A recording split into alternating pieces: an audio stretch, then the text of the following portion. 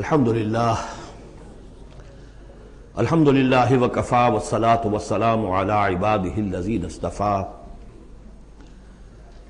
خصوصاً علی افضلہم وخاتم النبیین محمد الامین وعلی آلہ وصحبہ اجمعین. اما بعد فقد قال اللہ تبارک وتعالی کما ورد فی سورۃ الصف: اعوذ باللہ من الشیطان الرجیم بسم اللہ الرحمن الرحیم. سبح للہ ما فی السماوات وما فی الارض وہو العزیز الحکیم.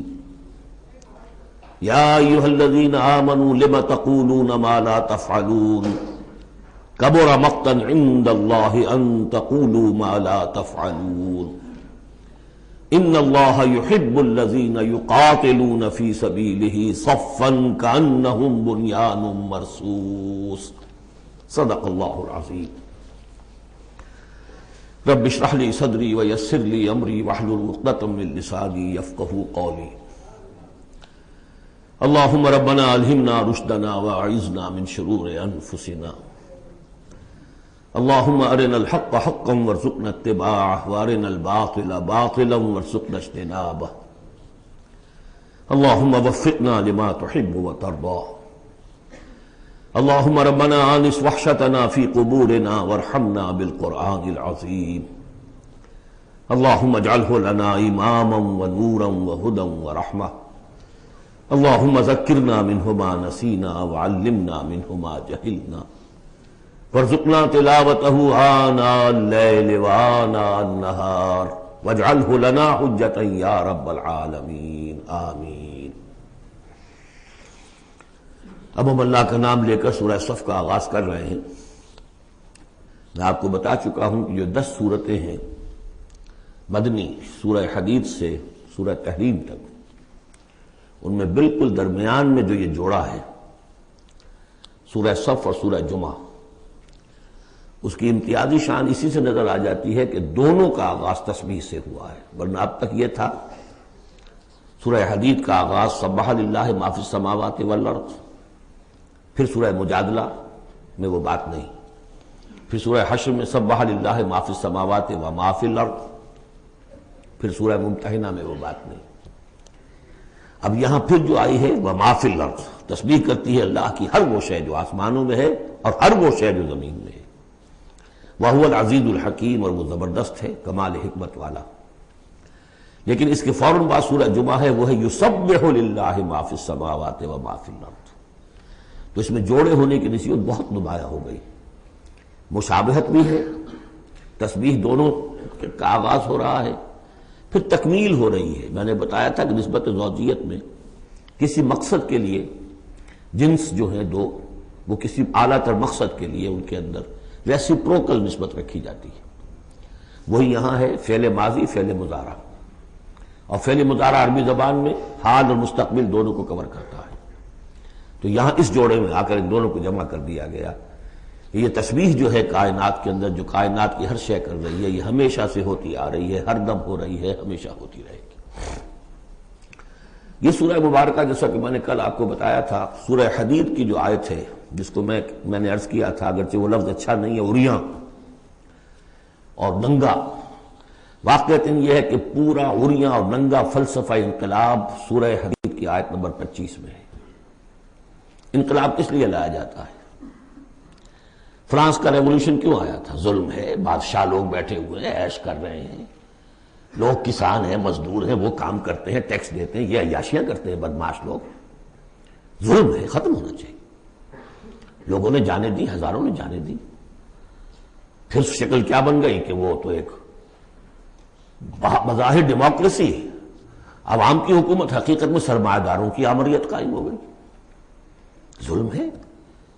مزدور کارخانے کے اندر کام کر رہا ہے، اس کے بچہ جو ہے بھوکا مر رہا ہے، یا وہ اگر بیمار ہو گیا تو اس کی دوا نہیں ہے، اور اس کی محنت اور مزدوری سے جو عیش کر رہے ہیں. لال پری جو ہے ان کے شام کو جو ہوتی ہے، ان کے جام میں وہ کیا کیا ہوتی ہے، علامہ اقبال نے کس قدر تلخ حقیقت کہی ہے. یہ کیا ہے؟ مزدور. خواجہ از خونے رگے مزدور سازد لال ناب. یہ سرمایہ دار جو ہیں یہ مزدوروں کے رگوں کی خون جو ہے سرخ، اس سے کشید کر کے اپنی وہ لال پری جو ہے شام کو پیتے ہیں بیٹھ کر۔ انقلاب ہے، انقلاب ہے، انقلاب۔ نتیجہ یہ ہوا کہ بولشوک ریولوشن آیا، پھر مصیبت، اب ایک پارٹی ڈکٹیٹرشپ قائم ہو گئی۔ آسمان سے گرے، کھجور میں اٹکے، کھجور سے گرے، کسی کھائی میں جا گرے۔ یہ سارا چکر کیوں ہو رہا ہے؟ In search of justice. یہ ساری جد و جہد انسان کیوں کر رہا ہے؟ تو اب ایک تو ہے کہ ایک سیکولر انداز میں جسٹس فیئر پلے، اس کی بات ہوتی ہے۔ دین میں آپ دیکھیے کہ قرآن میں جس طرح میں نے کل آپ کو بتایا، اللہ قائم بالقسط ہے۔ مسلمانوں کا بحیثیت امت رول یہ ہے، یا ایھا الذین آمنوا کونوا قوامین بالقسط، یا ایھا الذین آمنوا کونوا قوامین للہ شہداء بالقسط۔ محمد کو کیوں بھیجا؟ کہہ دیجئے کہ مجھے بھیجا گیا کہ میں عدل قائم کروں۔ اور اب جو آیت آ گئی، ہم نے تمام رسول اسی لیے بھیجے، کتابیں اسی لیے بھیجیں، میزان اسی لیے نازل کی۔ لقد ارسلنا رسلنا بالبینات وانزلنا معهم الکتاب والمیزان لیقوم الناس بالقسط۔ لوگوں نے کیا کیا؟ نبی آ گئے، انہیں پوجنا شروع کر دیا۔ باقی ظلم کا ظلم جھو کر تو چل رہا ہے، انہیں پوج لو، خدا کا بیٹا بنا دو، کچھ اور بنا دو، اولیاء اللہ ہیں ان کو جو بھی چاہو بنا دو، لیکن نظام ظالمانہ قائم رہا دنیا میں۔ یہ محمد عربی کا کمال ہے، انہوں نے آ کر نظام کو بدلا ہے۔ در حقیقت یہ جو تکمیل ہوئی ہے اس پروسیس کی، اس لیے آپ رسول کامل ہیں، آخری رسول اور کامل رسول، جنہوں نے آ کر نظام عدل و قسط کو بالفعل برپا کیا۔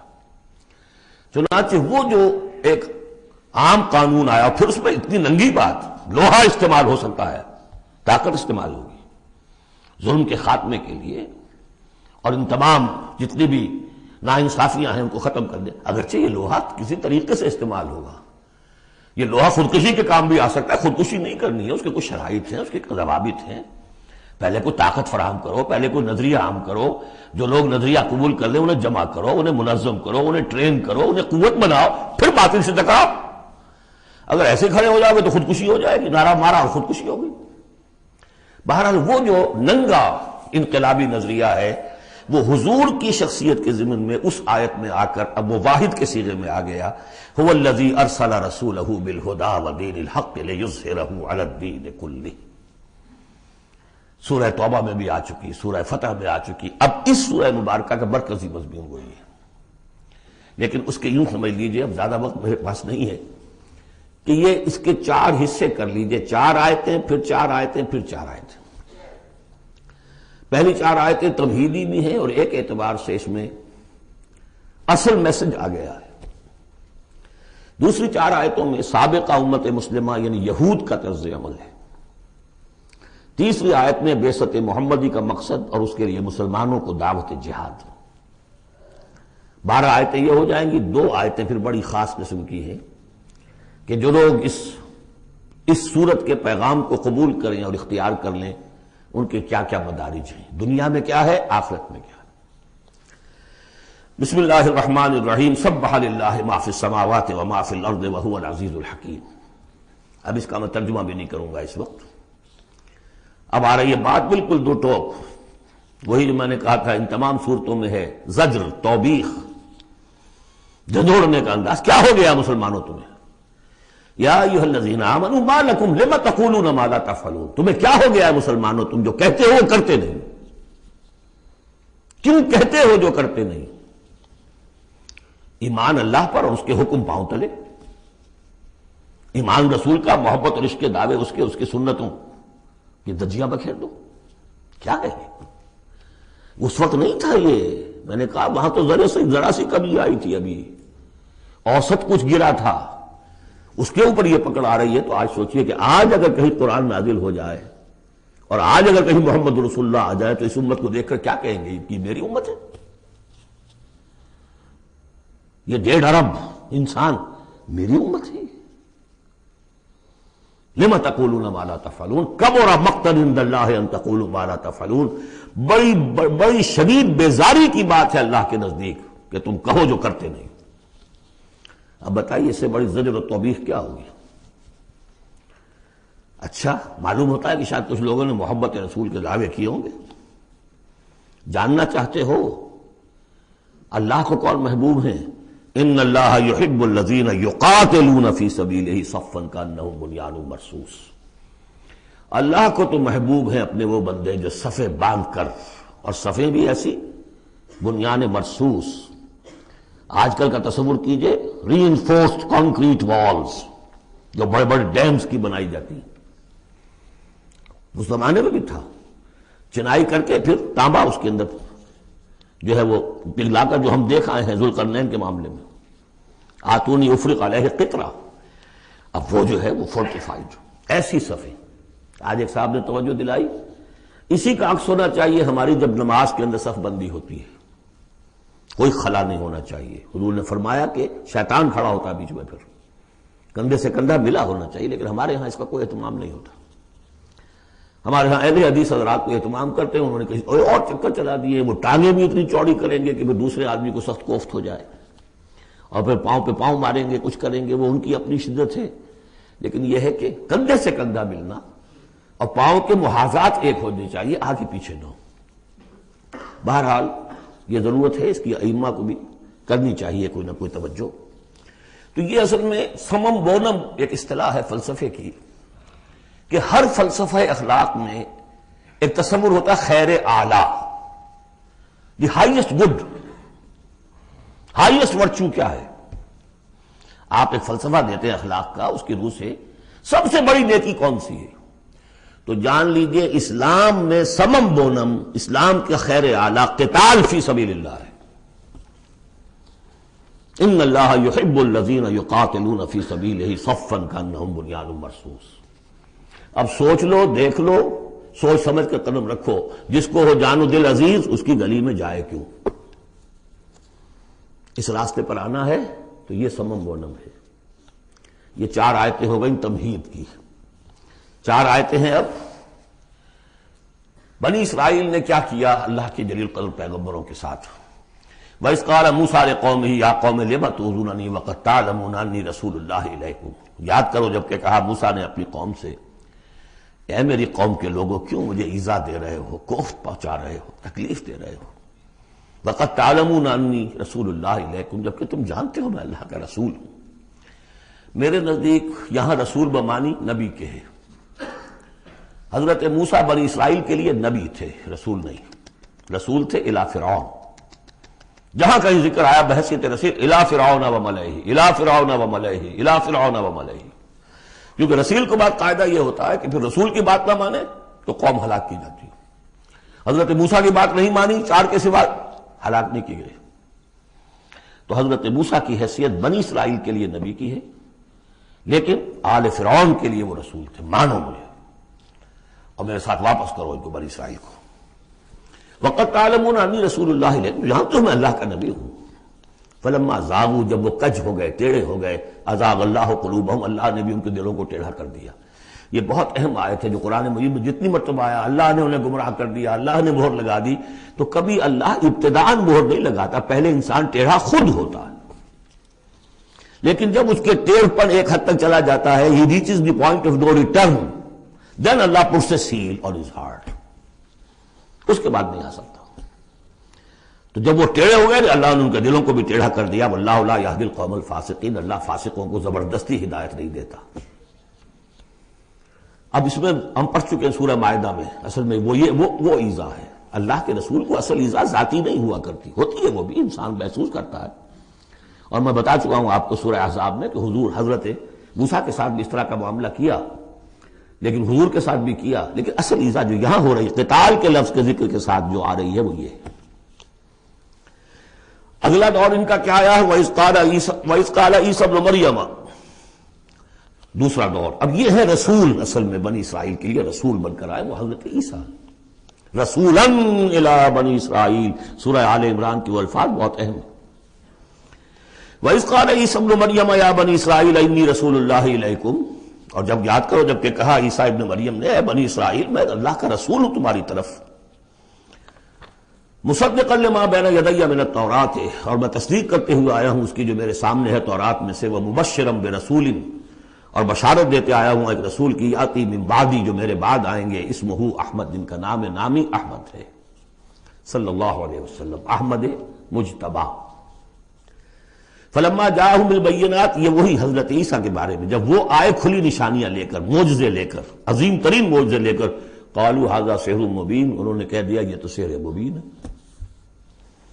ومن اظلم ممن افترا، اب یہ تیسرا دور ہے، اب محمد رسول اللہ آ گئے ہیں صلی اللہ علیہ وسلم، اور وہ ہم پڑھا ہے سورہ بنی اسرائیل میں، عسیٰ ربکم ان یرحمکم وان عدتم عدنا، اے بنی اسرائیل تم ہمارے لاڈلے تھے، اس میں کوئی شک نہیں، ہم نے تمہیں چنا تھا، اخترناہم علی علم، لیکن تم نے اپنی بد عملی کی وجہ سے اپنے آپ کو راندہ درگاہ بنا لیا، لیکن ہماری محبت اب بھی موجود ہے۔ عسیٰ ربکم ان یرحمکم، تمہارا رب اب بھی تمہیں رحم کرنے کے لیے تم پر تیار ہے، وان عدتم عدنا، لیکن تمہارا طرز عمل وہی رہا جو پہلے تھا، تو ہم بھی وہی کچھ کریں گے جو ہم نے پہلے کیا، اسی طرح پٹوائیں گے تمہیں۔ نبوکدنضر سے پٹوایا، اور گریک سے پٹوایا، اسیرین سے پٹوایا، رومن سے پٹوایا، اور اب اس صدی میں آ کے جرمن سے پٹوایا۔ 60 لاکھ 6 ملین، اور میں نے ایک دفعہ پہلے روایت یہ پڑھی تھی کہ نہیں 4 ملین تھے، ابھی پچھلے دنوں میں نے ایک دیکھا ہے کیلنڈر، وہاں تو اس کے اندر تذکرہ آیا کہ 6 سے بھی زیادہ تھے، 6 ملین سے بھی زیادہ تھے، واللہ اعلم۔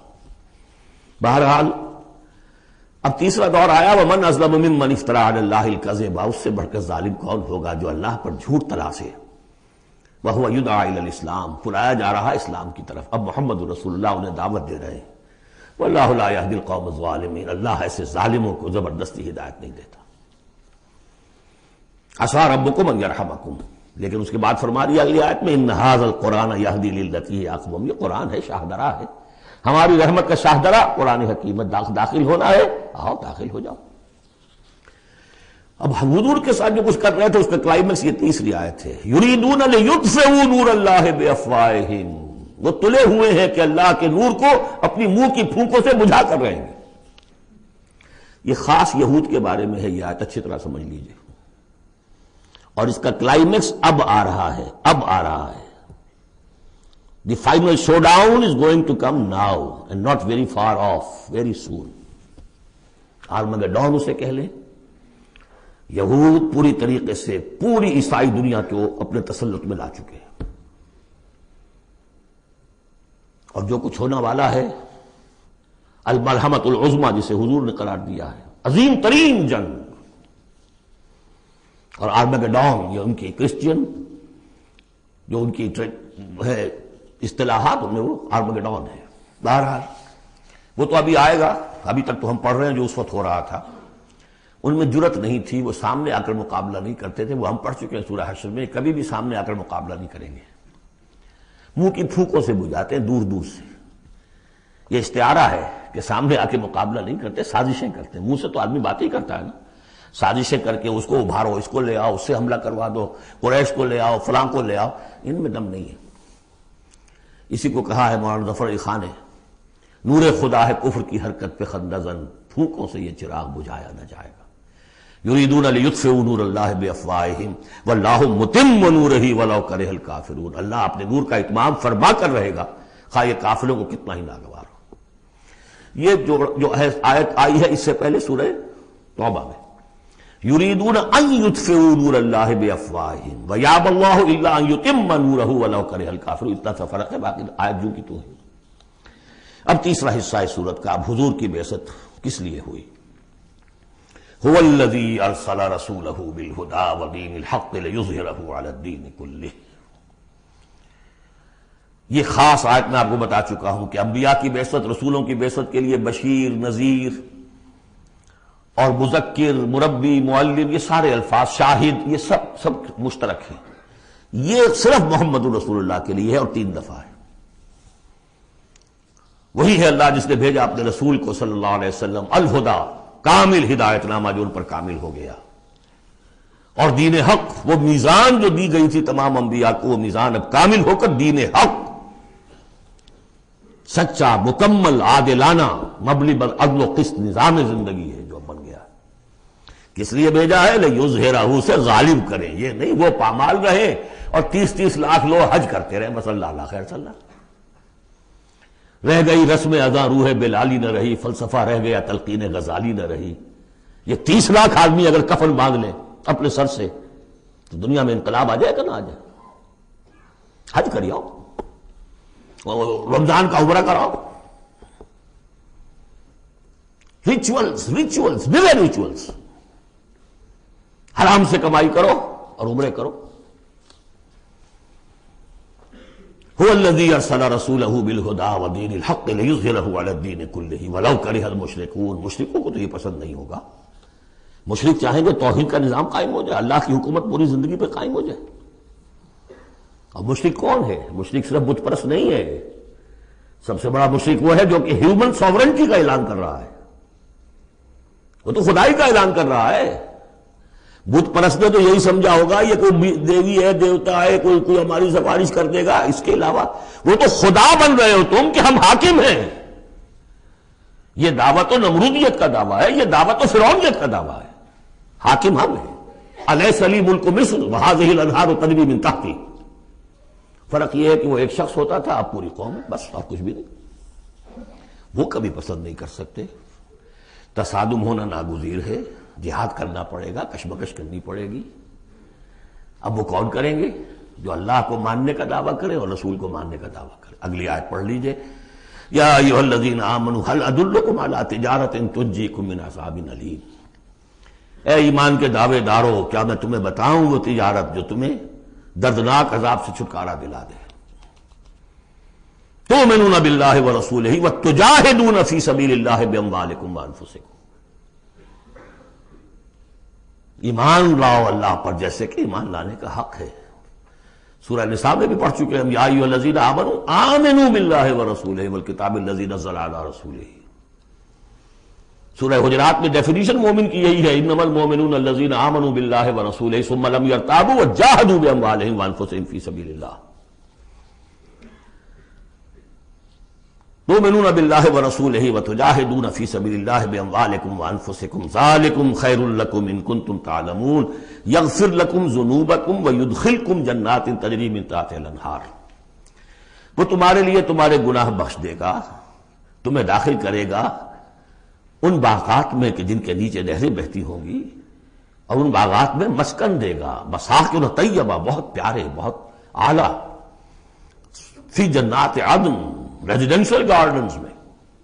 ذالک الفوز العظیم، یہی بڑی کامیابی ہے. یہ بہت اہم نکتہ ہے. بندہ مومن کی نگاہ اس کامیابی پر جمی ہونی چاہیے، دنیا کی کامیابی پہ نہیں. دنیا میں دین کی کامیابی پر بھی نہیں. آپ حیران ہوئے کیا کہہ رہا ہے؟ نصب العین صرف آخرت. اگر آپ نے دنیا میں کامیابی کو نصب العین بنا لیا تو گڑبڑ ہو جائے گی. پھر آپ کہیں گے یہ تو صحیح طریقے سے کام نہیں ہو رہا تو ٹیڑھے سے کرو، سیدھی انگلیوں گھی نہیں نکل رہا تو ٹیڑھی کرو، بائی ہک اور بائی کروک، جیسے کوئی ہاکی کا پلیئر چلتا ہے لے کر کیری کرتا ہے. اسی میں تحریکیں گم ہو جاتی ہیں. تحریکوں کے قبرستان بنے ہیں اسی بنیاد پر. تم دیکھو تمہارا فرض یہ طریقہ کار یہ، اس طریقے پہ کام کرتے رہو، نتیجہ نکلے نہ نکلے تمہیں اس سے کوئی بحث نہیں. ہاں طریقہ کار پر نظر ثانی کرتے رہو. وہ طریقہ محمد رسول اللہ سے ماخوذ. اور منہاج لِكُلٍّ جَعَلْنَا مِنْكُمْ شِرْعَةً وَمِنْهَاجًا، ہم نے ہر ایک کو تم میں سے شریعت بھی ایک دی ہے، منہاج بھی دیا ہے. منہاج محمدی کیا ہے؟ بولو. تم امت محمد ہو صلی اللہ علیہ وسلم. تو یہ بات نوٹ کر لیجئے، بہت اہم ہے. بس تجزیہ کر لیجئے اب تک جو کچھ آیا ہے اس میں، بلکہ اب آخری 2 آیتیں بھی پڑھ لیجئے. ایک حیثیت سے یہ 12ویں آیت پر آ کے مضمون مکمل ہو گیا. ذالک الفوز العظیم، بڑی کامیابی یہی ہے. البتہ دنیا میں ایک اور بونس کی شکل میں ہے. وَأُخْرَىٰ تُحِبُّونَهَا، ایک اور شے جو تمہیں بہت پسند ہے. اللہ کی نگاہوں میں تو اس کی کوئی حیثیت نہیں، اس لیے کہ اللہ کی نگاہ میں تو اگر وہ کرنا ہی چاہے تو دین حق کو غالب کر دے آنے واحد میں. اللہ تو تمہیں دیکھ رہا ہے بس کہ تم نے کتنی کچھ جانفی شانی کی، کہ چونکہ تمہارا امتحان ہے. لیکن تمہاری نگاہوں میں بہرحال انسان ہو تو بربنائے طبع بشری انسان چاہتا ہے کہ کوئی جو کچھ ہم کریں اس کا نتیجہ بھی اگر نظر آ جائے تو کیا کہنے. وَأُخْرَىٰ تُحِبُّونَهَا، اور وہ دوسری چیز اور بھی جس کا جو تمہیں پسند ہے، وہ کیا ہے؟ نصر من اللہ وفتح قریب. اب اللہ کی طرف سے مدد آیا چاہتی ہے اور فتح تمہارے قدم چوما چاہتی ہے. لیکن یہ ظاہر بات ہے یہ کب اتری ہے؟ یہ میں آپ کو بتا چکا ہوں. اس کو سمجھیے سورہ صف کو سورہ احزاب کا ضمیمہ. وَبَشِّرِ الْمُؤْمِنِينَ، یہی الفاظ آئے ہیں، اور اے نبی اس کی بشارت دے دیجئے اہل ایمان کو. قول میں حضور کا آپ کو سنا چکا ہوں. آپ نے فرما دیا تھا غزوہ احزاب کے بعد، لن تغزوکم قریش بعد عامکم ھذا، اے مسلمانوں اب اس سال کے بعد قریش تم پر چڑھ کر نہیں آ سکتے، ایگزاسٹ ہو چکے ہیں. وَلَٰكِنَّکُمْ تَغْزُونَہُمْ، اب تمہاری طرف سے انیشیٹو ہوگا. اور وہ انیشیٹو تھا کہ جو عمرے کے سفر کی نیت سے آپ نے کیا. صلح حدیبیہ ہو گئی اور انا فتحنا لک فتحا مبینا کی آیت اتری. اور دوسری چیز آخرت میں یا ایک روحانی جو مقام تمہیں اس سے حاصل ہوگا، تم اللہ کے مددگار کا قرار پاؤ گے. اس سے اونچا کوئی مقام ہو سکتا؟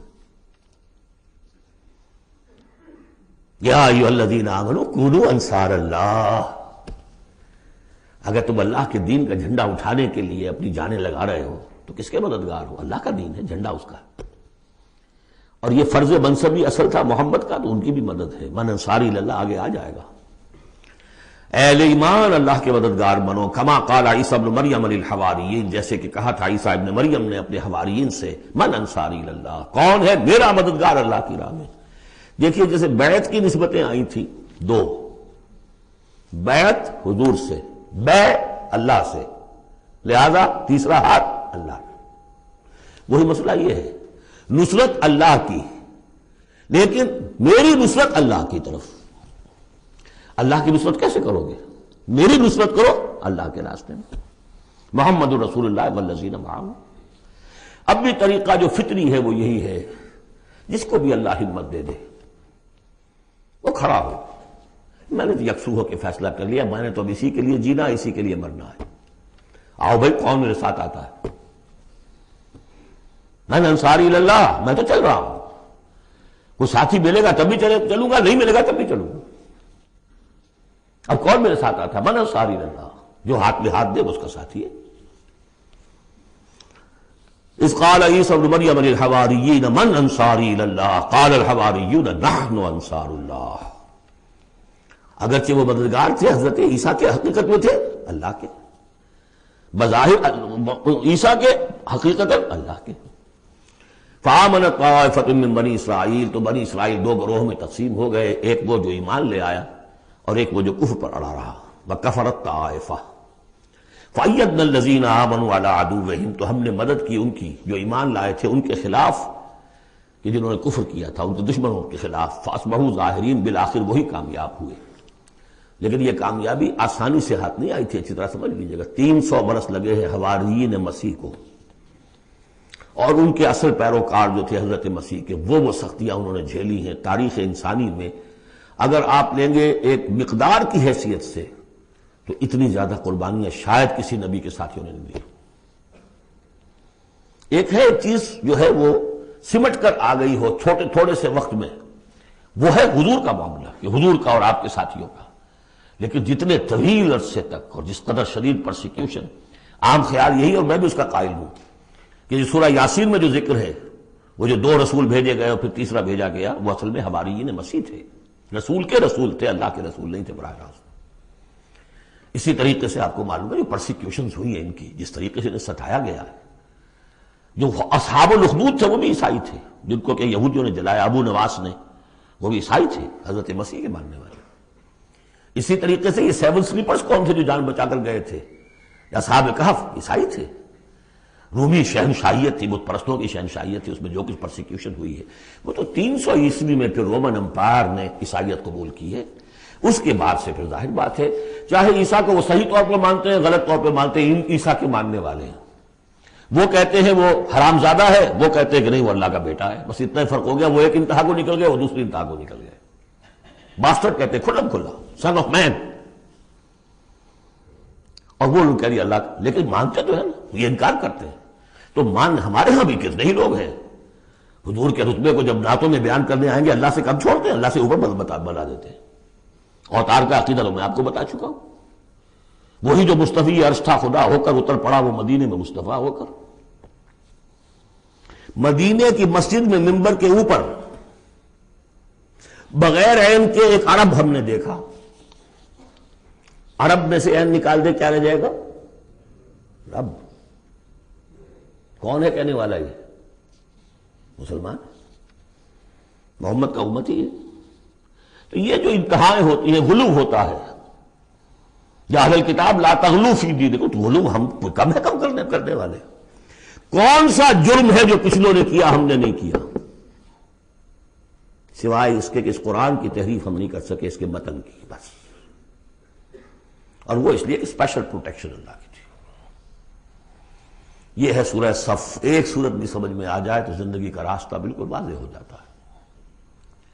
البتہ یہ جو قتال اس میں بتایا گیا، میں نے عرض کیا تھا قتال ایسا نہیں ہے کہ اٹھاؤ ہتھیار جاؤ نعرہ مارو اور خودکشی کر لو، ٹکرا جاؤ۔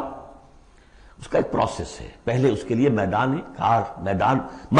کار چاہیے، ایسے مردان کار جن کے دلوں میں اللہ کی محبت کے سوا دنیا کی کوئی محبت نہ رہ گئی ہو، جو ہم سورہ شورى میں پڑھ چکے ہیں۔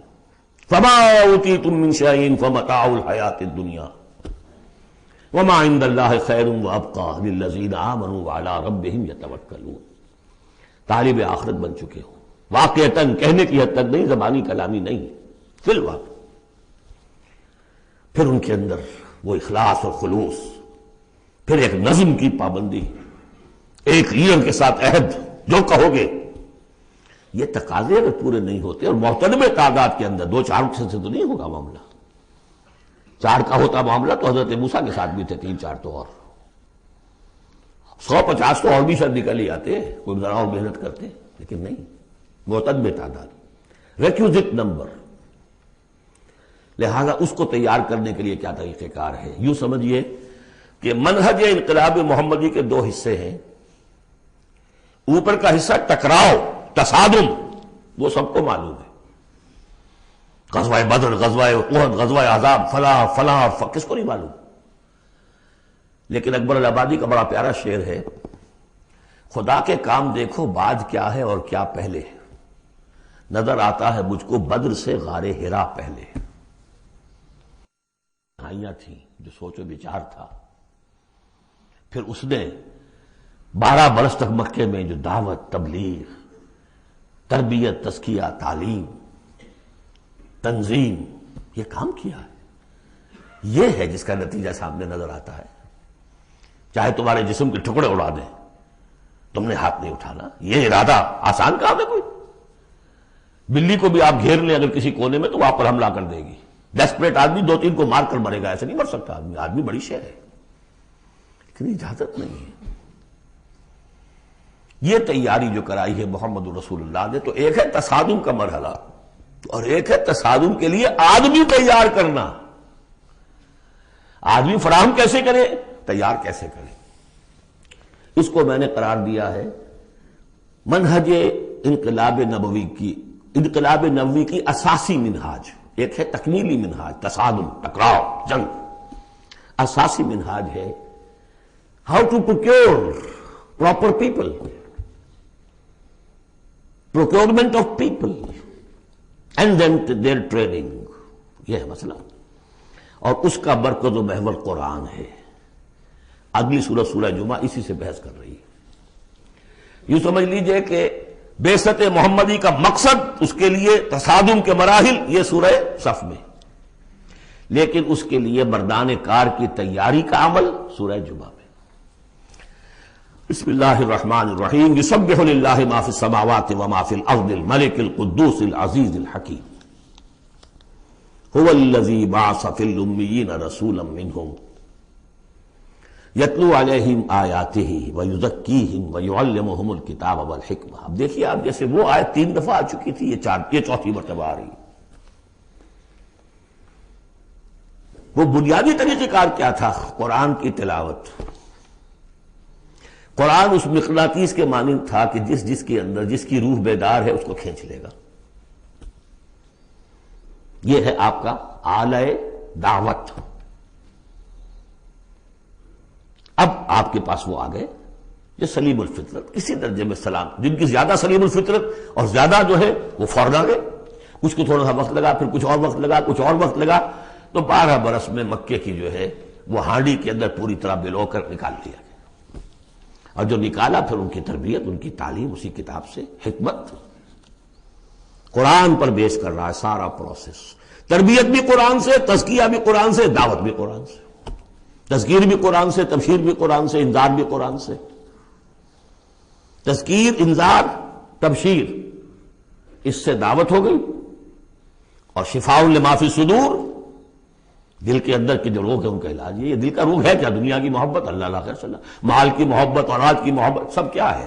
ہاتھی کے پاؤں میں سب کے پاؤں دنیا کی محبت. یہ قرآن نکال دیتا ہے. هو الذی بعث فی الامیین رسولا منہم، وہی ہے جس نے بھیجا، اٹھایا امیین میں سے ایک رسول، انہی میں سے.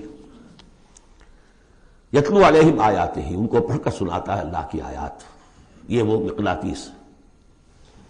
وَيُعَلِّمُهُمُ الْكِتَابَ وَالْحِكْمَةَ، ان کو تعلیم دے رہا ہے کتاب اور حکمت کی. وَيُزَكِّيهِمْ وَيُعَلِّمُهُمُ الْكِتَابَ، وہ تزکیہ کر رہا ہے.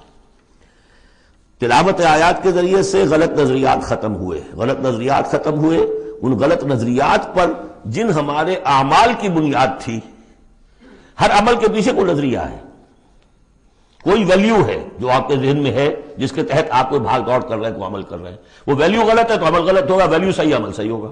قرآن نے ویلیو آپ کی صحیح کر دی. تو گویا کہ اب یہ برے اعمال، بری عادات، یہ جیسے پت جھڑ میں پتے جھڑ جاتے ہیں، خود ہی جھڑ جائیں گے. کیسے رہیں گے؟ اندر سے غذا ہی نہیں مل رہی، اندر تو جڑ ختم ہو گئی ان کی. یہ ہے تزکیہ. اور پھر تعلیم کتاب و حکمت. اب انہیں سکھاؤ، احکام دو، اور بڑی گہری بصیرت والی باتیں بھی سکھاؤ. وہ سب کے لیے نہیں ہے. اس کو وہ کہتے ہیں جیسے کہ ہمارے ہاں عربی مدارس میں بھی اب ہے شعبہ تخصص. فارغ التحصیل تو تم ہو گئے، اب تخصص کرو. یہ اصل میں تعلیم حکمت جو ہے، یہ محمد رسول اللہ کی تعلیم کا اور تربیت کا شعبہ تخصص ہے. یہ سب کے بس کا روگ نہیں. وَمَن يُؤْتَ الْحِكْمَةَ فَقَدْ أُوتِيَ خَيْرًا كَثِيرًا يُؤْتِي الْحِكْمَةَ مَن يَشَاءُ وَمَن يُؤْتَ الْحِكْمَةَ فَقَدْ أُوتِيَ خَيْرًا كَثِيرًا. یہ اللہ تعالیٰ کسی کسی کو صلاحیت دیتا ہے. وَإِن كَانُوا مِن قَبْلُ لَفِي ضَلَالٍ مُبِينٍ، اور یقیناً اس سے پہلے تو وہ کھلی گمراہی میں تھے. وَآخَرِينَ مِنْهُمْ، اور محمد کو بھیجا ہے اللہ نے صرف امیین کے لیے نہیں، اوروں کے لیے بھی جو ہے تو انہی میں سے پوٹینشلی لما يلحقوا بهم، ابھی ان میں شامل نہیں ہوئے. حضور سے ان کے بارے میں پوچھا گیا. حضور نے مجلس میں بیٹھے ہوئے تھے، سلمان فارسی، ان کے کندھے پر ہاتھ رکھا، فرمایا حکمت اگر سریا پر بھی ہوگی تو اس کی قوم کا کوئی شخص اسے لے آئے گا. اور کم سے کم یہ کہ تمام جو حنفی مسلمان علماء وہ سمجھتے ہیں کہ اس حضور کی حدیث کا مصداق امام ابو حنیفہ ہے رحمۃ اللہ علیہ. بہرحال اس میں کوئی شک نہیں کہ ایرانی قوم جو ہے بحیثیت مجموعی بہت ذہین، فتین، فلاسفر ایک سے ایک بڑھ کر، متکلم سارے کے سارے ایرانی ہیں.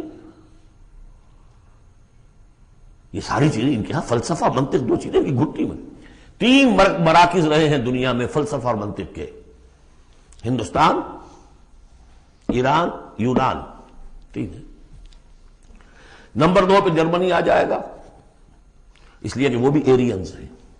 یہ ایرینز ہیں، یہ حام کی نسل ہے میری تحقیق کے مطابق. اللہ تعالیٰ نے سام کی نسل کو چن لیا نبوت کے لیے، حام کی نسل کو چن لیا حکمت کے لیے. یہ میری رائے ہے، یہ صرف میرے اسٹریک تھاٹس ہیں، یہ کوئی یوں نہ سمجھیے. لیکن بہرحال میں اب آخری جو چیزیں بھی میرے پاس ہیں وہ بھی میں آپ کو اس دورہ ترجمہ قرآن میں دے رہا ہوں. وآخرین منہم لما یلحقوا بہم، میرے نزدیک اس آیت کی صحیح تعبیر کیا ہے کہ ایک نیوکلیس، جیسے کہ اسٹرکچر آف ایٹم ہے، ایک نیوکلیس ہے، اس میں پروٹونز ہوتے ہیں، اور بھی بڑی بلائیں ہوتی ہیں، اب تو ایک سے ایک نکلی آ رہی ہیں. جب ہم نے فزکس پڑھی تھی تب یہ تھا کہ ایک نیوکلیس ہے، اس میں پروٹونز ہیں، پازیٹو چارج ہے، اور پھر یہ ادھر جو ہے وہ اب جو الیکٹرانز چل رہے ہیں دائرے میں، بڑا ایٹم جو ہے وہ بہت سے دائروں میں. تو نیوکلیس اس امت کا امیین، بنو اسماعیل اور ان کے تابع اہل عرب مشرکین، یہ نیوکلیس. پھر سب سے پہلے ایرانی آ گئے. پہلا جو ہے الیکٹران، ایرانیوں کا ہے. پھر رومی آ گئے، کچھ آ گئے، ادھر سے کچھ قبطی آ گئے، ایجپشنز. ادھر سے آگے آپ بڑھے تو ہندی آ گئے، سندھی آ گئے، پہلے سندھی آئے پھر ہندی آئے. یہ سب ہیں اب مختلف دائرے، یہ بڑھتا جا رہا ہے. لیکن نیوکلیس امیین اور باقی سب آخرین. امیین میں سے چونکہ خود حضور تھے لہذا ان پر اتمام حجت آخری درجے میں ہو گئی، لہذا ان کے لیے کوئی رعایت نہیں تھی، اگر ایمان نہیں لائیں گے تو قتل کر دیے جائیں. یہ سورہ توبہ میں ہم پڑھ چکے ہیں. آخرین کے لیے رعایت یہ ہے کہ چاہیں تو اسلام لائیں چاہیں تو نہ لائیں، یہودی رہیں، عیسائی رہیں، کوئی رہیں، مجوسی رہیں، ہندو رہیں، سکھ رہیں، پارسی رہیں، جو چاہیں رہیں، لیکن نظام اسلام کا ہوگا، غلبہ اللہ کا ہوگا، دین ہم قائم کریں گے. تم رہو اپنے طور پر جو ہندو رہو، جو چاہو رہو. وآخرین منہم لما یلحقوا بہم وہو العزیز الحکیم، اور وہ عزیز ہے اور حکیم ہے. ذالک فضل اللہ یؤتیہ من یشاء، یہ اللہ کا فضل ہے، وہ دیتا ہے جسے چاہتا ہے. اللہ کا فضل ہے. اس فضل کے بڑے درجے ہیں. سورہ بنی اسرائیل میں آیت پڑھی، ان فضلہ کان علیک کبیرا. حضور سے خطاب ہے، سب سے بڑا فضل، سب سے بڑا فضل، سب سے بڑا فضل اس پوری کائنات میں محمد رسول اللہ پر ہوا. اگرچہ ان کا فضل کس طور سے ہوا ہے وہ آپ دیکھ لیجئے. ماریں پڑی ہیں، پتھراؤ ہوا ہے، خون کے دھارے چھوٹے ہیں. اللہ کا فضل جو ہے دنیا میں وہ ناز و نعام نہیں ہے، عیش نہیں ہے، آرام نہیں ہے. جس میں سب سے بڑا فضل تھا اسے یتیم پیدا کیا، پوستھیومس پیدا بھی ہوا باپ کے فوت ہونے کے بعد، بالکل مفلس قلاش. وہ تو مادائی حلیمہ کو کوئی اور بچہ ملا نہیں تھا تو قرۂ فال بنا میں من دیوانہ زدن ہو گیا معاملہ. ورنہ لوگ جاتے تھے، اچھے کھاتے پیتے گھرانوں کے بچے لیتے تھے، یتیم کو کون لے جائے گا؟ لیکن وہ یتیم پھر کیا بنا؟ در یتیم. ووجدک ضالا فہدی ووجدک عائلا فاغنی الم یجدک یتیما فآوی. پھر جو کچھ ہوا ہے سخت، آپ کا جو نوجوانی کا دور ہے، سخت مشقت، مزدوری. آپ کہتے ہیں میں قریش کی بھیڑیں بکریاں چند ٹکوں کی مزدوری پر چلایا کرتا تھا. قرارید، درہم و دینار نہیں، قرارید، ٹکے پیسے. بہرحال یہ دنیا کا معاملہ اور ہے. فرمایا وآخرین منہم لما یلحقوا بہم وہو العزیز الحکیم. ذالک فضل اللہ، یہ میں بیان کر رہا تھا. فضل کبیر بلکہ فضل اکبر تو ہوا حضور پر. پھر جو بھی محمد کے دامن سے وابستہ ہو گیا، بہت بڑا فضل ہے. چاہے اللہ نے ہمیں پیدائشی طور پر یہ فضل دے دیا ہے، ہم اس فضیلت کا قدر نہ کریں اور وہ پھر راندہ درگاہ حق ہو جائے وہ دوسری بات ہے. اللہ نے تو دیا. بل اللہ یمن علیکم ان ہداکم للایمان، تمہیں اس راستے پر ڈال دیا ہے. اللہ کے بندو، تمہیں پیدا کیا وہاں جہاں تم نے پیدا ہوتے کال میں اذان سنی ہے اور دوسرے کال میں اقامت سنی ہے. اس سے بڑا فضل کیا ہوگا؟ لیکن تم نے اس کی ناقدری کی تو یہ دوسرا بات ہے. ذالک فضل اللہ یؤتیہ من یشاء واللہ ذو الفضل العظیم. اللہ بڑے فضل والا ہے. لیکن یہ کہ اب یہ جو پروسیس تھا، جو محمد رسول اللہ کا اعلی انقلاب تھا، قرآن، اب محمد تو جا رہے ہیں صلی اللہ علیہ وسلم، یہ پروسیس آگے کون جاری رکھے گا؟ نبی تو کوئی آ رہا نہیں. لہذا حضور نے کہا خطبہ حجۃ الوداع میں، قد ترکت فیکم ما ان تمسکتم بہ او اعتصمتم بہ لن تضلوا ابدا کتاب اللہ. میں چھوڑ کر جا رہا ہوں. یہ محمد کے قائم مقام ہے یہ قرآن. یہ عصائے موسیٰ سے 100 گنا بڑا معجزہ ہے. عصائے موسیٰ صرف موسیٰ کے ہاتھ میں تھا تو معجزہ تھا. بعد میں تو وہ لٹھیا کی لٹھیا ہے، اور کیا ہے، پڑا ہوگا کسی ٹرنک کے اندر، شاید ہو اب بھی، جیسے کہ کہتے ہیں یہودی ہے لاٹھی ہے. اب وہ سانپ تو نہیں بنے گا کسی کے لیے. یہ معجزہ ہے جو ہر ایک کے ہاتھ میں آ سکتا ہے، بشرطے کہ اس کا حق پہچانے، اس کا حق ادا کرے، اس کی قدر و قیمت کو جانے. افبہذا الحدیث انتم مدہنون وتجعلون رزقکم انکم تکذبون. اس کے ساتھ تمہارا یہ معاملہ ہے، یہ مداہنت ہے۔ دنیا بھر کی زبانیں سیکھ لو، دنیا بھر کے علوم سیکھ لو، اتنی عربی نہیں کہ قرآن مجید کو براہ راست سمجھ سکو۔ اور اگر یہ قرآن تمہیں پوزیس کر لے گا تو خدا کی قسم کھا کر کہتا ہوں کہ کسی اور کام میں دل نہیں لگے گا آپ کا۔ یہ کیا کام ہے؟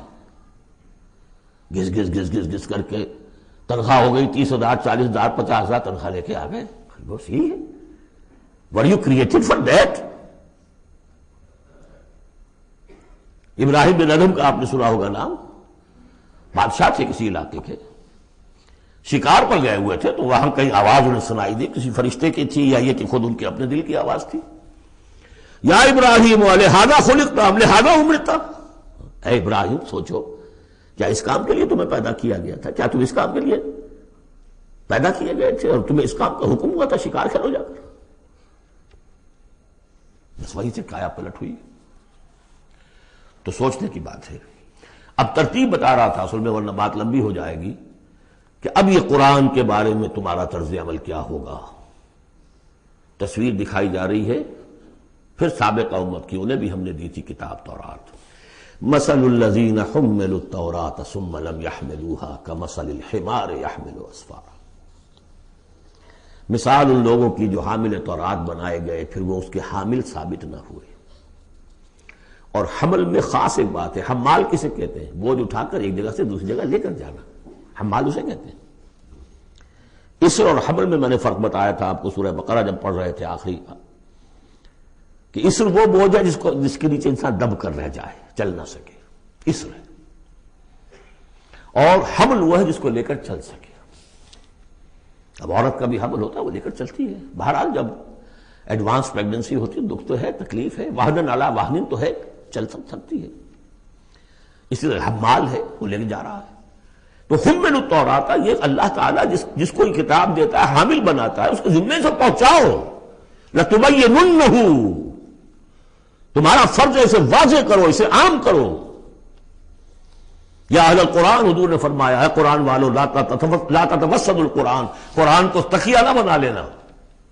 ایک ذہنی سہارا ہمارے پاس اللہ کی کتاب ہے، 40 من سونا ہم نے لگا دیا ہے اس قرآن کو تاروں سے لکھنے پر۔ معلوم ہے آپ کو، رکھا ہوا ہے ہمارے ہاں، ایوبی دور کی یادگار، لاہور میں جو اسمبلی چیمبر کے باہر جو ہے، آئیے دیکھ لیجیے، میں نے تو آج تک نہیں دیکھا، مجھے تو یہ قرآن بہت اچھا لگتا ہے اپنا۔ جامع جم سے یہ میرا جامع صفات اچھا ہے، بشرطے کہ اس قرآن کے ساتھ آپ کا تعلق ہو ذہنی اور قلبی اور روحانی۔ بہرحال قرآن مجید کے حامل بنائے گئے تھے اس لیے کہ اوروں تک پہنچاؤ۔ ثم لم يحملوها، انہوں نے نہیں اٹھایا۔ کمثل الحمار، ان گدھوں کے مانند ہیں، یحمل اسفارا، جو کتابوں کا بوجھ پھر اٹھائے پھر رہا۔ مکالمات فلاطون بھی لکھ دیجئے آپ، باندھ کر گشڑی رکھ دے، انسائکلوپیڈیا برٹانیکا پورا رکھ دے، گدھے کو کیا فائدہ اس سے؟ مثل القوم الذین کذبوا بآیات اللہ، مثال اس قوم کی جس نے اللہ کی آیات کو جھٹلایا، بے صاحب بہت بری ہے۔ اب یہ جھٹلانا میں پہلے واضح کر چکا ہوں سورہ واقعہ پڑھتے ہوئے، یہ جھٹلانا ہے، یہ ہمارا قرآن کو جھٹلا رہے ہیں ہم اپنے عمل سے۔ ایک شخص آپ سے پوچھے گا آپ قرآن کو اللہ کا کتاب مان لیا؟ میں مانتا ہوں۔ آپ نے کبھی پڑھا اس کو؟ آپ 7 سمندر کا سفر پار کر کے یہاں MBA کرنے تشریف لے آئے ہیں امریکہ میں، MBA معلوم ہوتا ہے کہ کوئی پتہ نہیں، کوئی جنت کی کوئی سیٹ ہے، کیا ہے؟ قرآن آپ نے نہیں پڑھا تو کیسا ایمان ہے آپ کا قرآن پر؟ کیا جواب دیں گے؟ تکذیب کر رہے ہیں اپنے عمل سے۔ بئس مثل القوم الذین کذبوا بآیات اللہ واللہ لا یہدی القوم الظالمین، اللہ ایسے ظالموں کو زبردستی تو ہدایت نہیں دیتا۔ اللہ کی ہدایت ایسی گھٹیا شے تو نہیں ہے، اتنی حقیر شے تو نہیں ہے۔ اب دیکھیے 4 آیتیں، یہ یہاں پر بھی 4 4 جمع 3 کی تقسیم ہے۔ 4 آیتیں پوری ہو گئی تھی، حضور کی بعثت 2 میں ہے، امیین نیوکلیس ہے، آخرین سب الیکٹرانز ہیں اس کے چاروں طرف۔ یہ ملٹی نیشنل امت ہے، ملٹی نیشنل فرمز تو آپ کو معلوم ہے، ملٹی نیشنل. جبکہ سابق جو امت تھی بنی اسرائیل وہ یونی ریشیل، ایک نسل کی. یونی ریشیل، یونی نیشنل، یہ multi racial, multi national. Hindi بھی، فارسی بھی، ایرانی بھی، ترک بھی، چینی بھی. اب تو دنیا کا میں نہیں سمجھتا کہ کوئی قوم رہ گئی ہو، کوئی نسل رہ گئی ہو جس میں کچھ نہ کچھ مسلمان موجود نہ ہوں. اور دوسری بات یہ کہ حضور کا بنیادی کیا ہے؟ اعلی دعوت، اعلی تربیت، جس سے کہ مردان کار تیار کیے جو جہاد اور قتال کریں گے، وہ ہے قرآن. اب آگے 4 آیتوں میں وہ جو طرز عمل ہمارا ہو گیا اس کی تصویر دکھائی جا رہی ہے بنی اسرائیل کے طرز عمل میں. مثل الذین حملوا التوراۃ ثم لم يحملوها كمثل الحمار يحمل اسفارا بئس مثل القوم الذین كذبوا بآیات اللہ واللہ لا يهدی القوم الظالمین.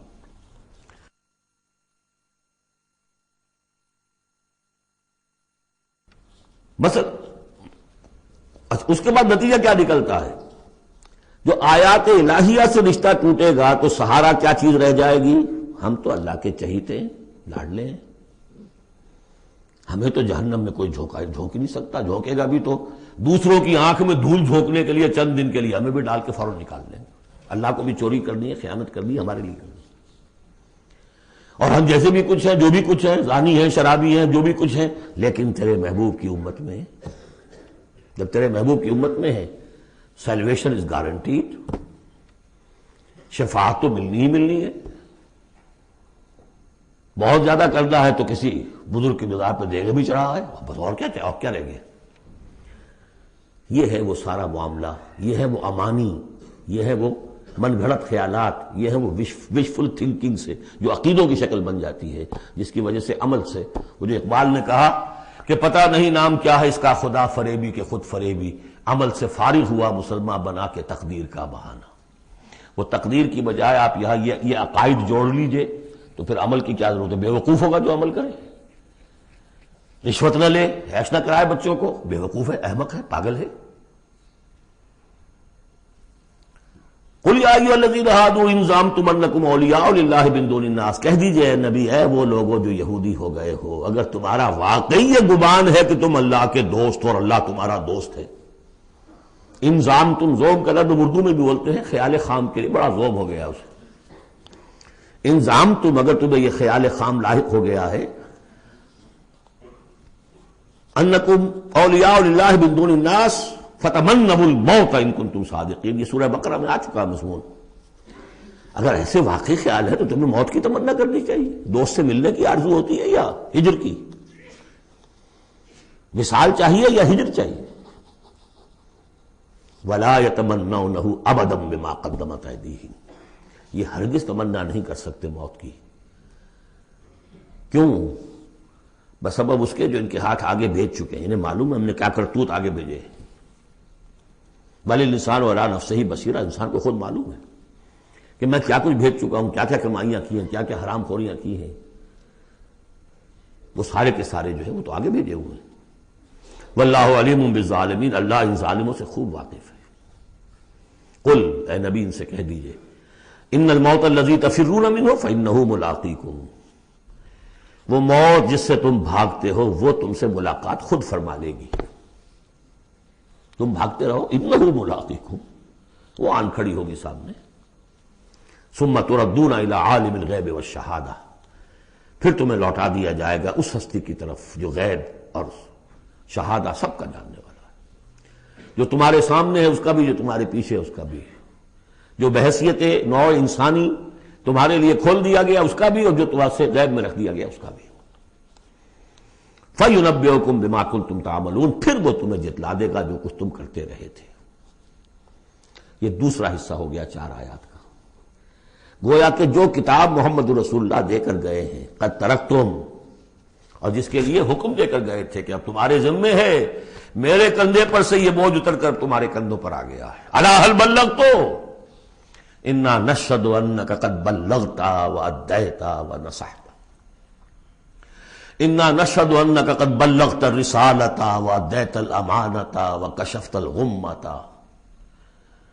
یہ تو گواہیاں لی ہیں. اس کے بعد اللہم اشہد، اللہم اشہد، اللہ تو بھی گواہ ہے، یہ مان رہے ہیں۔ اور پھر فَلْيُبَلِّغِ الشَّاهِدُ الْغَائِبَ، ایک سائی آف ریلیف میرے کندھے پر جو بوجھ تھا، اِنَّا سَنُلْقِي عَلَيْكَ قَوْلًا ثَقِيلًا، کل یہ آیت ہم نے پڑھنی ہے، آج وہ بوجھ میرے کندھے سے اتر گیا، لیکن تمہارے کندھوں پر آ گیا۔ مجھے تو صرف امیین تک یہ فرض براہ راست انجام دینا تھا، تمہیں پوری نوع انسانی تک انجام دینا ہے۔ A heavy burden۔ اس کے لیے یہ ہے دوسرا حصہ 4 آیات کا۔ اب تیسرے حصے میں اس قرآن کی تعلیم عام، تعلیم بالغان کا جو نظام قائم کیا گیا اس کا ذکر ہے۔ جمعہ کیا ہے اصل میں؟ اب رہ گئی رسم ادا روح بلالی نہ رہی، فلسفہ رہ گیا، تلقین غزالی نہ رہی، یہ جمعہ کیا ہے؟ یہ حزب اللہ کا ہفتے وار اجتماع ہے۔ کمیونسٹوں کو بھی ایجاد کرنے پڑے تھے ہفتے وار اجتماع، ہفتے وار اجتماع، اسٹڈی سرکلز۔ اس لیے انقلابی کارکن کے ذہن میں جب تک اس کا نظریہ تازہ نہ رہے وہ قربانی کیسے دے گا؟ قربانی تو ہر لحظہ آئے گی، ہر آن آئے گی، قدم قدم پر آئے گی۔ لہذا اس نظریے کا، نصب العین کا، اپنے مقصد کا شعور بالکل کانشس لیول کے اوپر مستحضر رہنا چاہیے۔ لہذا اجتماعات، اب ظہر کی نماز کی بجائے جمعہ، وہاں 4 فرض یا 2 کر دیے، 2 کی جگہ خطبہ۔ خطبہ کس لیے؟ تعلیم قرآن، تعلیم بالغان۔ ظاہر ہے وہاں کالجز نہیں تھے، کتابیں نہیں تھی، پریس نہیں تھے، چھاپے خانے نہیں تھے، آڈیوز نہیں تھے، ویڈیوز نہیں تھے، کچھ بھی تو نہیں تھا، لیکن ایک نظام ہے۔ ہفتے میں ایک دن ایسا نکال لو، اگرچہ پورا دن نہیں چاہیے، یوم سبت کی طرح نہیں ہے، نہاؤ دھو، اچھے کپڑے پہنو، خوشبو لگاؤ، آؤ مسجد میں چل کر، پہلی گھڑی میں آ جاؤ گے تو اتنا ثواب ہوگا جتنا کہ ایک اونٹ کی قربانی کا۔ ہم نے آنکھوں سے دیکھا ہوا بچپن میں، 7-8 بجے کے قریب مسجدوں کے اندر ہجوم ہوتے تھے، لوگ پہنچ جاتے تھے گاؤں سے، اس لیے گاؤں میں جمعہ ہوتا نہیں تھا۔ اب تو ایک خاص مسلک ہمارے ہاں جو آیا اہل حدیث حضرات کا، انہوں نے 4 آدمیوں پہ بھی جمعہ کھڑا کر دیا، تو اب خام خواہ کاہے کو جائے گا کوئی آدمی شہر کے اندر؟ پہلے تو یہ تھا کہ جو مسئلے جامع نہ ہو، جو ایک شہر نہ ہو جس کے اندر کہ کوئی حکومت کا ایک بڑا افسر نہ رہتا ہو، سمجھو، اس کے بغیر جمعہ نہیں ہوتا۔ پھر ان مسئلوں کو چھوڑ دیجئے، آئیے جمع ہوئیے، کوئی نائب رسول منبر رسول پر کھڑے ہو کر وہی عمل کرے، یتلو علیہم آیاتہ ویزکیہم ویعلمہم الکتاب والحکمہ، تاکہ یہ پروسیس اب ابدی ہو جائے امت کے اندر۔ اس لیے جمعے کی یہ اہمیت ہے کہ فرمایا گیا کہ 3 جمعے بھی چھوڑ دو گے بغیر عذر کے لَيَخْتِمَنَّ اللَّهُ عَلَىٰ قَلْبِهِ، اس شخص، ایسے شخص کے دل کے اوپر اللہ تعالیٰ مہر کر دیتا ہے۔ لیکن بات یہی ہے کہ وہ ساری حکمت ختم، وہ مقصد ختم، نہ وہ مقصد ہے، رہ گئی رسم ادا روح بلالی نہ رہی، اور فلسفہ رہ گیا، تلقین غزالی نہ رہی۔ جمعہ ہے پھر بھی کھڈر بتا رہے ہیں عمارت عظیم تھی، اب بھی جو اہتمام ہوتا ہے جمعے کے لیے کھنڈر ہی صحیح، لیکن بتا رہے ہیں کہ یہ کتنی بڑی عظیم عمارت تھی۔ بس اب ترجمہ کر لیجئے، وقت بہت کم ہے، جو اس کا ربط ہے وہ میں نے بیان کر دیا۔ یا ایھا الذین آمنوا اذا نودی للصلاۃ من یوم الجمعۃ فاسعوا الی ذکر اللہ وذروا البیع، اے ایمان والو جب تمہیں پکارا جائے نماز کے لیے جمعے کے دن، یعنی جمعے کی نماز کے لیے، تو لپکو اور دوڑو، ہر طرح کے کاروبار کو چھوڑ کر اللہ کے ذکر کی طرف، اور چھوڑ دو کاروبار۔ اور یہاں ذکر سے مراد نماز تو ذکر ہے ہی، اصل میں خطبہ ہے۔ ذالکم خیر لکم ان کنتم تعلمون، یہی تمہارے لیے بہتر ہے اگر تم علم رکھتے ہو۔ فاذا قضیت الصلاۃ فانتشروا فی الارض وابتغوا من فضل اللہ، یہودیوں کا جو یوم سبت والی وہ سختی نہیں ہے، صبح کا زیادہ وقت تو مطلوب ہے کہ لگے اس کام میں، لیکن جمعے کے بعد پھر آپ جائیں اپنے کام میں لگیں۔ یہی میں نے کہا تھا نواز شریف صاحب سے کہ آپ کو جمعے کی آدھی چھٹی کرنی ہے تو بعد کی چھٹی کیجئے، پہلے کی چھٹی کیجئے، بعد میں لوگوں کو دفتر بلا لیجئے، کام کرائیے ان سے، قرآن کے مطابق تو وہ ہوگا۔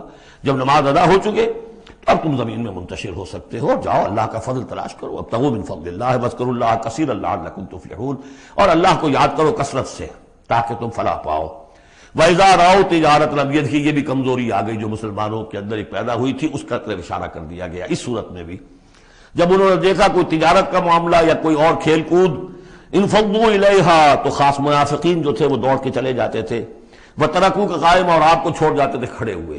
اور اس لیے کہ عام خیال یہ ہے کہ عام طور پر پہلے جو ہے خطبہ جیسے عیدین میں بعد میں ہوتا ہے، ایسے ہی جمعے کا خطبہ بھی بعد میں ہوتا ہے. سمجھا انہوں نے نماز تو ہو گئی چلو. فرمایا نہیں، قل ما عند اللہ خیر من اللہو والتجارہ، ان سے کہہ دیجئے جو اللہ کے پاس ہے وہ کہیں بہتر ہے اس کھیل کود سے بھی، تجارت سے بھی. واللہ خیر الرازقین، اور اللہ بہترین رزق عطا کرنے والا ہے. بارک اللہ لی ولکم فی القرآن العظیم ونفعنی وإیاکم بالآیات والذکر الحکیم.